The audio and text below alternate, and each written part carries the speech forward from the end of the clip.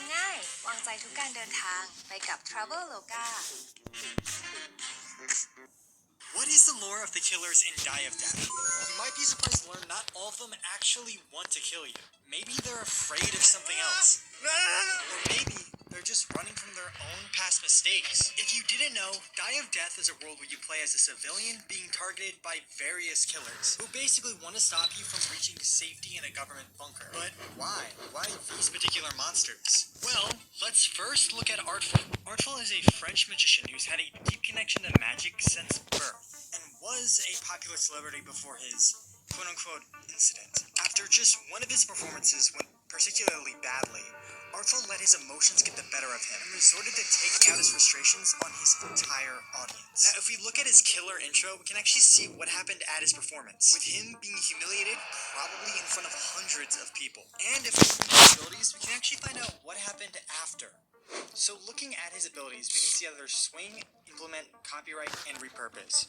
Now, the first three are kind of just related to him being a magician, but the last one is really interesting. Artful quickly pauses and reaches forward with his wand, pocketing whatever he hits. But that's not it. If you look even closer, his icon reveals more clues. There's a music box, which is one of his abilities. There's a wall, which is another one of them. But then there is a person.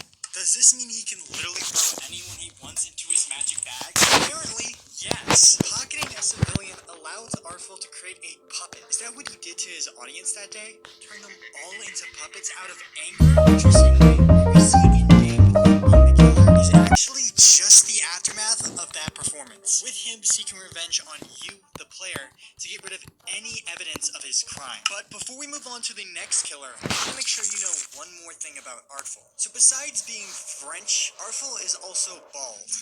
Yeah, that's kind of it. But I should note, not every killer in Die of Death has an in-depth reason for why they kill. Some just do it for the love of the game. The Pursuer, for example, is a dangerous apex predator of unknown origin. Its hunting abilities are unmatched. By the time you hear its howl far in the distance, it's already too late.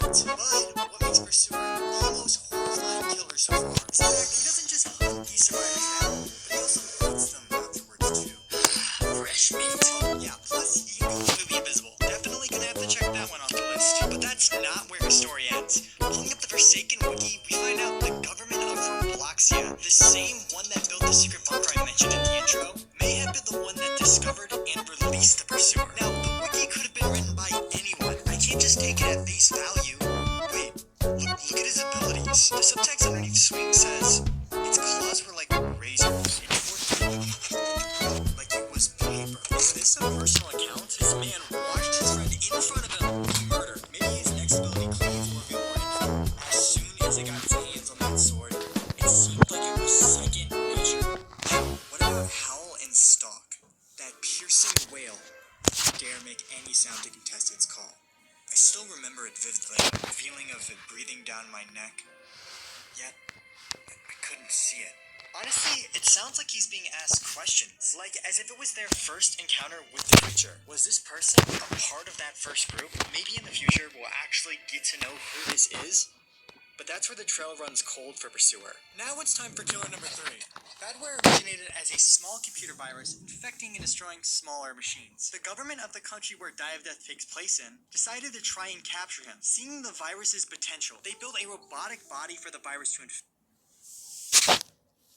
infect, hoping to bait, trap, and fully control Badware. Surprisingly, Badware actually fell for the bait and took over the prototype body. But unluckily, the government failed to realize they'd left some pretty big weaknesses in the body software, allowing Badware to fully take over his host and escape. And his backstory is reflected in his gameplay.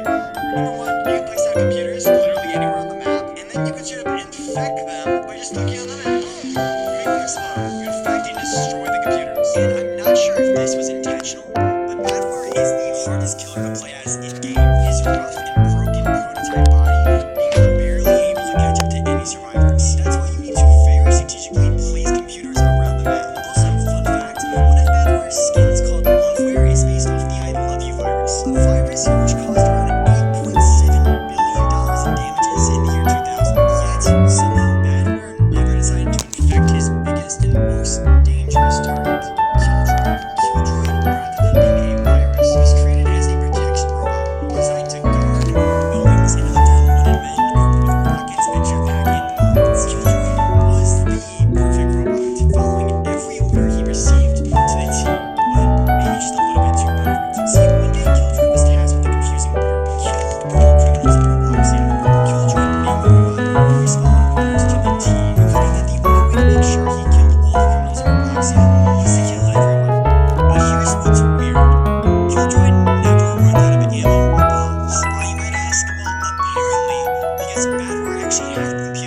resupply him. He couldn't hack Killjoy, so he ended up using him as an ally, ending any progress on stopping Killjoy.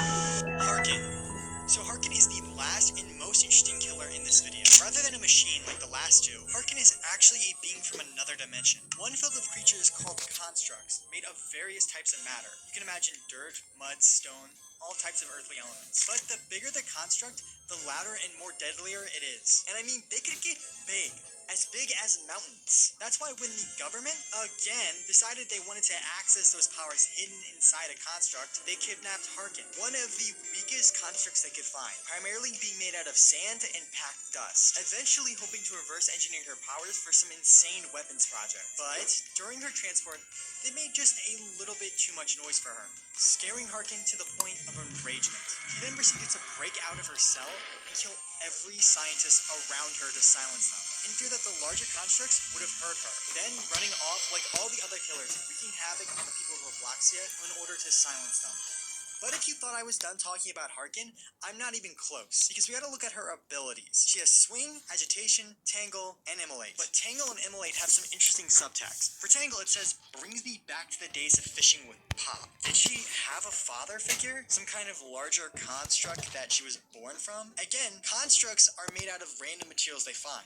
This raises two huge questions. Number one, how are constructs created?